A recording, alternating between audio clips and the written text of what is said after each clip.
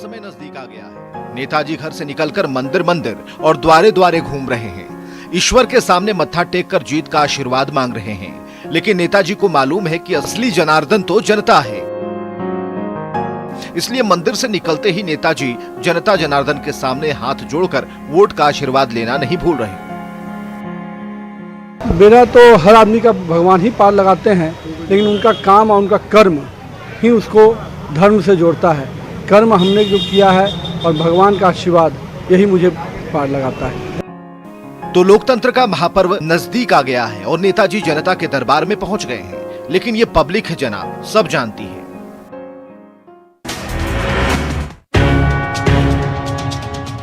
हम साथ साथ हैं।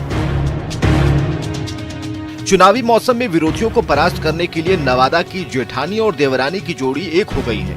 बिहार के पूर्व मंत्री और हिसुआ के विधायक रहे आदित्य सिंह की राजनीतिक विरासत को बचाने की चुनौती ने उनकी दोनों बहुओं को एक साथ कर दिया है। बड़ी बहू नीतू सिंह कांग्रेस प्रत्याशी के रूप में चुनावी मैदान में कूद पड़ी है, तो उन्हें छोटी देवरानी आभा देवी का साथ मिलने से विरोधियों के पसीने छूट रहे हैं। ये संकेत देता है कि परेशानी बहुत बढ़ गई है पूरे परिवार को एक साथ आने से, और उन्होंने अपनी हार मान ली है। मैं 2010 में कांग्रेस पार्टी मुझे टिकट दी, उस समय भी मेरी देवरानी साथ थी और आज भी मेरी देवरानी मेरे साथ है। अरे हम लोग बड़ी छोटी बहन है, कभी कभी नोकझोंक हो जाता है, ऐसा कोई बात तो नहीं है। एक नॉमिनेशन ऐसा भी। सिवान में चुनावी मौसम में नॉमिनेशन की होड़सी मची हुई है, तो जीरादेई के निर्दलीय उम्मीदवार श्रीनिवास यादव के नामांकन का अंदाज बिल्कुल जुदा रहा। अपने घर से जब वो नॉमिनेशन के लिए निकले तो बाइक पर सवार समर्थकों की टोली साथ साथ थी। गलियों और सड़कों से गुजरते हुए सिवान शहर में एंट्री लेते ही ढोल नगाड़े बजने लगे, तो उम्मीदवार श्रीनिवास यादव पैदल ही कलेक्ट्रेट के लिए निकल पड़े। लेकिन उनके समर्थक नहीं माने और उन्हें गोद में उठा लिया और 1 किलोमीटर दूर नॉमिनेशन सेंटर तक पहुंचाकर ही दम लिया।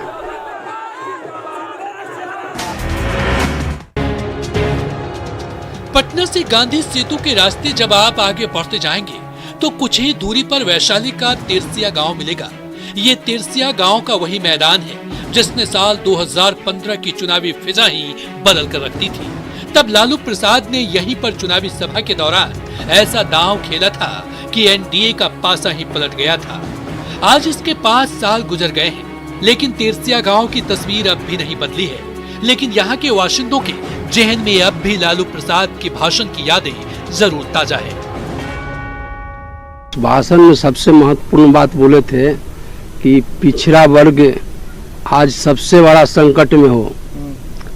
यही चुनाव तय करेगा कि पिछड़ा वर्ग के मान सम्मान प्रतिष्ठा मिलेगा कि डूबेगा। ये आप लोगों को तय करना है, तिरसिया के लोगों को तय करना है। इंसाफ की डगर पे बच्चों दिखाओ चल के, ये देश है तुम्हारा, नेता तुम्ही हो कल के। कौन कहता है कि नेतागिरी अच्छी नहीं? वो चले ना चले अपनी जगह, लेकिन भविष्य तय करने का हौसला और सपना बाढ़ में नन्हे समर्थकों की बाढ़ और नारेबाजी से तय हो रहा है।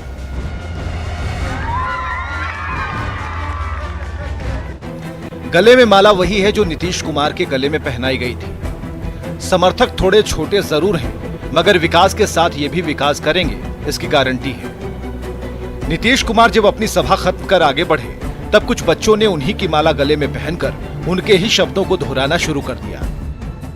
नेता बनकर विकास करेंगे। क्यों नेता ही बनना चाहते हैं आप? पढ़ लिख करके और इंजीनियर और डॉक्टर नहीं, नेता बनेंगे, विकास करेंगे। जहाँ चलने का लायक नहीं है वहाँ रोड बनाएंगे। अच्छा। और नली गली सब योजना निकालेंगे।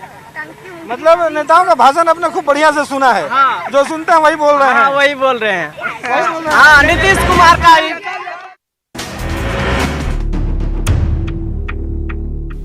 बिना रोड कैसे पहुंचे बूथ? दोनों ओर खेत और बीचों बीच कीचड़ से सनी ये संकरी गली। इस दलदली रास्ते में गिरते पड़ते जब आप आगे बढ़ेंगे तो सामने चौतरा के मध्य विद्यालय की ये बिल्डिंग नजर आएगी। बांका जिले के अमरपुर विधानसभा के 1300 वोटर्स के लिए इसी स्कूली भवन में 2 मतदान केंद्र बनाए गए हैं, लेकिन वोट देने के लिए इस बूथ तक पहुंचना आसान नहीं है। ऐसे में चौतरा गांव के मतदाताओं ने अपना बूथ बदलने की मांग की है।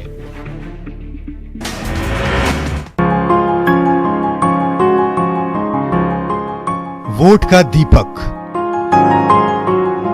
प्रकाश पर्व दीपावली अभी काफी दूर है, लेकिन दीपावली से पहले ही पटना का गांधी मैदान सैकड़ों दियों की रोशनी से जगमग हो उठा है। दरअसल लोकतंत्र का महाउत्सव जल्द ही आने वाला है, इसलिए ये जीविका दीदियां और आंगनबाड़ी सेविकाएं लोकतंत्र के इस महापर्व को सफल बनाने के लिए गांधी मैदान के कोने कोने को दीपक की रोशनी से जगमग करने में जुटी हुई है।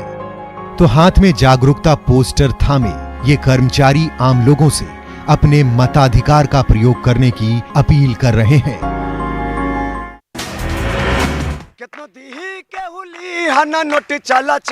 जाग जाओ वोटर भैया, हो भैया डालवे वोट अधिकार के खातिर करावे चोट चला चला हो भैया। पटना की सड़क पर जुटे रंगमंच के ये युवा कलाकार जोश खरोश के साथ ताली पीट रहे हैं। तो वोटर भैया को जगाने के लिए ठेठ भाषा में लोकगीतों की स्वर लहरी बह रही है।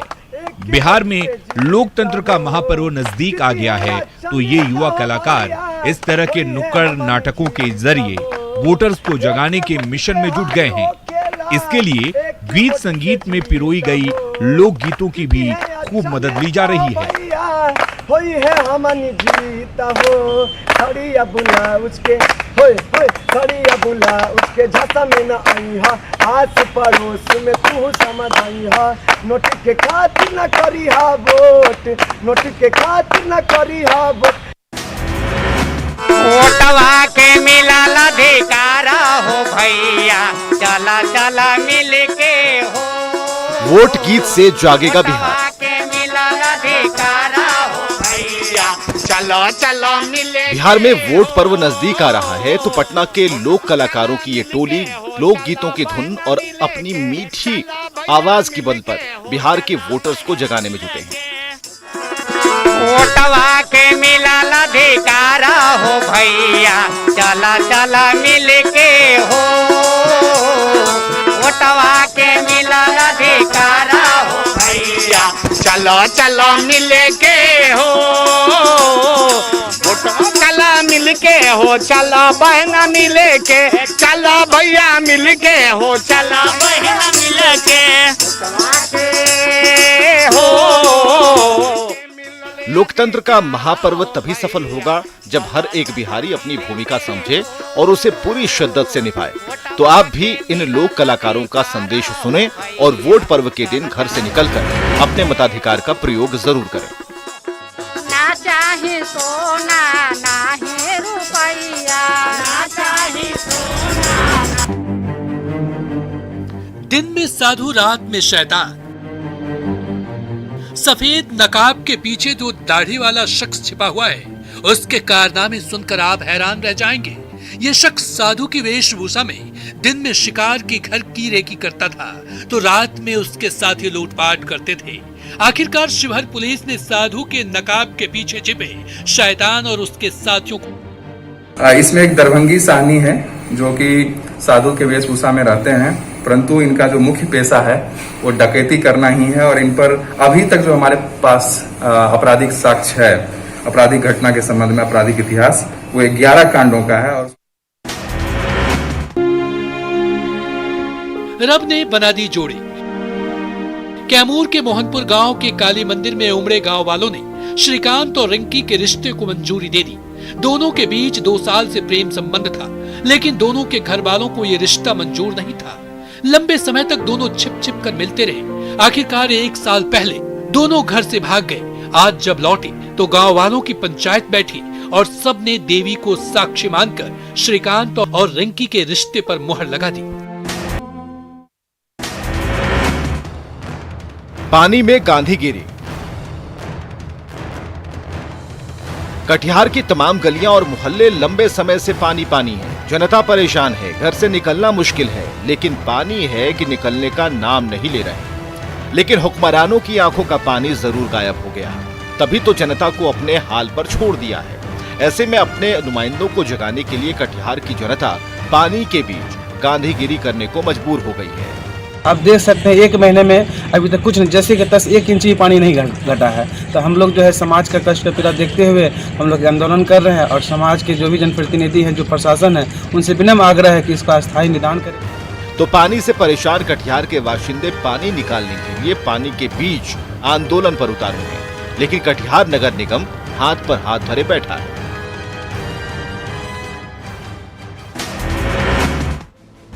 लोहरदगा के जूरिया गांव के ग्रामीण मानसून में भी पानी के लिए संघर्ष कर रहे हैं। 2 साल पहले इस गांव में सोलर एनर्जी से चलने वाला वाटर प्लांट लगाया गया था, लेकिन तकनीकी गड़बड़ी की वजह से कई महीने पहले ही इस प्लांट ने जवाब दे दिया, तो गांव के तमाम चापाकल भी लंबे समय से खराब हैं। ऐसे में लोहरदगा के लोगों को बूंद बूंद पानी के लिए कड़ा संघर्ष करना पड़ रहा है।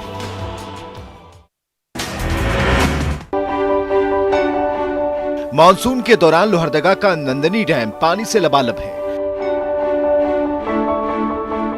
जहां तक नजर जा रही है, हर तरफ पानी ही पानी है।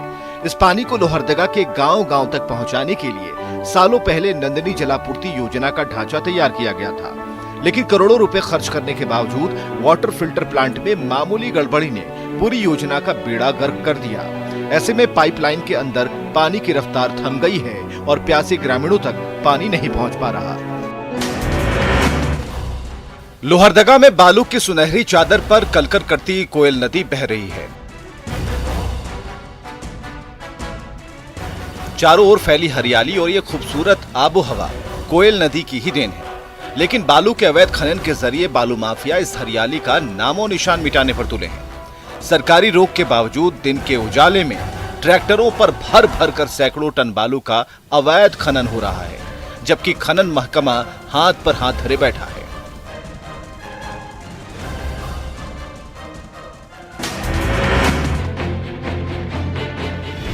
साहेबगंज के कृषि विज्ञान केंद्र में 10 लाख रुपए खर्च कर केवीके मार्ट और मशरूम लैब की इमारत तैयार हो रही है। फिलहाल बिल्डिंग का ढांचा तैयार हो गया है और कंस्ट्रक्शन का काम तेजी से चल रहा है।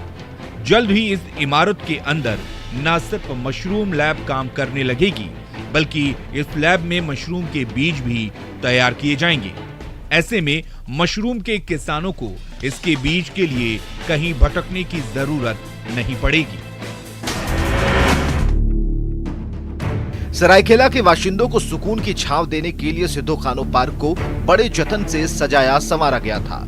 यहाँ बच्चों के लिए कई झूले लगाए गए थे। आम लोगों को तरोताजा रखने के लिए हरे भरे पौधों की बगिया तैयार की गई थी, लेकिन प्रशासनिक लापरवाही और रखरखाव में अनदेखी ने इस खूबसूरत पार्क की सूरत बिगाड़ दी। चारों तरफ जंगल और झाड़ियों ने बसेरा बना लिया है, तो हरी हरी घास देखकर आवारा मवेशियों ने भी इस पार्क को चारागाह बना लिया।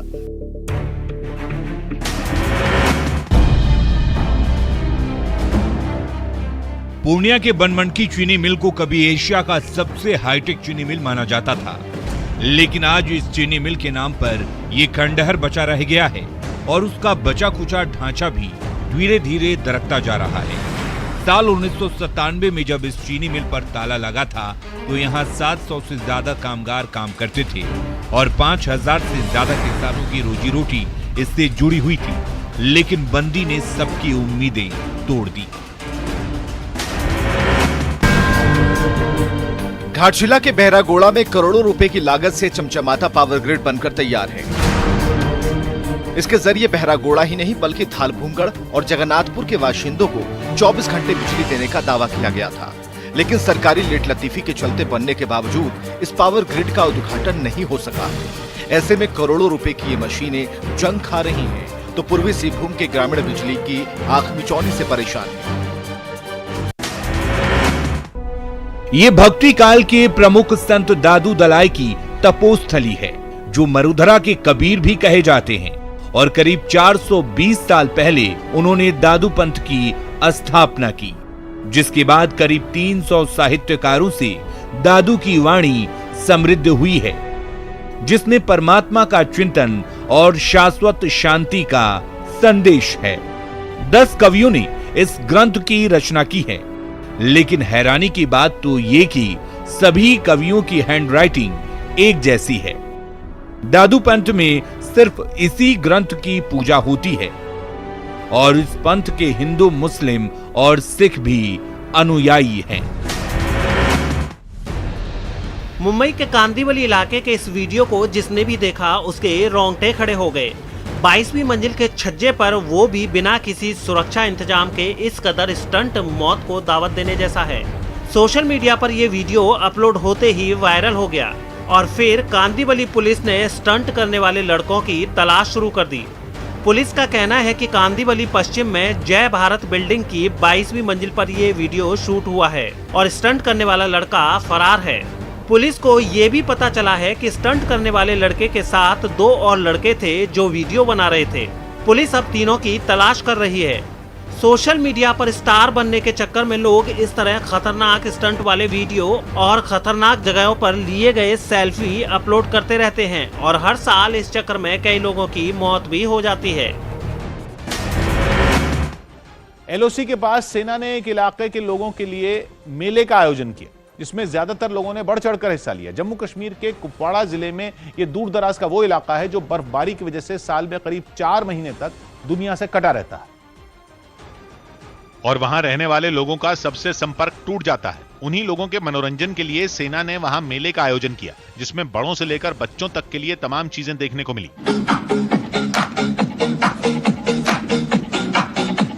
बच्चों के लिए गाने के कार्यक्रम के अलावा खेल प्रतियोगिता भी रखी गई, जिसमें पूरे जोश के साथ कई बच्चे हिस्सा लेते दिखे।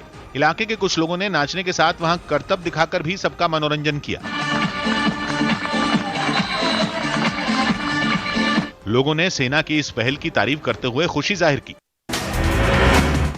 कोरोना काल में इंग्लैंड की एक कंपनी ने एक ऐसा अनोखा उपकरण बनाया जिसे गले में पहनते ही आदमी के आसपास कोई दूसरा शख्स फटक ही नहीं पाएगा। लोगों के बीच सोशल डिस्टेंसिंग बनी रहे, इसलिए इसे बनाया गया।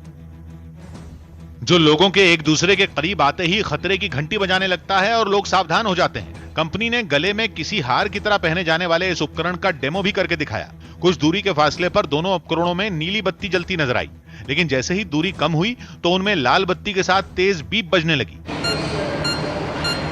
उस उपकरण को गले में पहने 2 लोग बातें भी करते दिखे। इस दौरान दोनों उपकरणों में नीली लाइट जलती नजर आई, लेकिन जैसे ही दोनों आदमी पास आए तो उपकरण से लाल रंग की रोशनी निकलने लगी। ये देखते ही पहला आदमी तुरंत पीछे हट गया और उपकरण ने फिर से नीली लाइट दिखाना शुरू कर दिया। इसे बनाने वाली कंपनी के ग्रुप मार्केटिंग मैनेजर ने इसके काम करने का तरीका भी समझाया। It makes 2 signals, blue when you're 2 meters away from another bump wearer and red and a loud beep when you're 1 meter away. लेकिन सोशल डिस्टेंसिंग बनाए रखने के लिए दोनों लोगों का इस उपकरण को पहनना जरूरी है। ऐसे में कंपनी के सभी कर्मचारी इसे पहनकर काम करते दिखे। वैसे तो कंपनी ने कोरोना काल में अपने कर्मचारियों को सोशल डिस्टेंसिंग की आदत डालने के लिए उपकरण बनाया था, लेकिन कुछ दिन पहले लंदन मैराथन में भी कुछ धावकों और स्टाफ ने इसका इस्तेमाल किया, जिससे रेस का सफल और सुरक्षित आयोजन हो पाया। शिल्पा शेट्टी का सेब के एक बाग में मस्ती करने का एक वीडियो सोशल मीडिया पर वायरल हो गया। ये वीडियो हिमाचल प्रदेश के मनाली का है, जिसमें वो बाग में घूमकर लोगों को सेब की अलग अलग किस्मों के बारे में बताती नजर आई। शिल्पा शेट्टी मनाली में फिल्म हंगामा 2 की शूटिंग के लिए गई हुई थी, लेकिन अब वो मुंबई आ चुकी हैं। A for apple, B for बड़े एप्पल, C for छोटे एप्पल।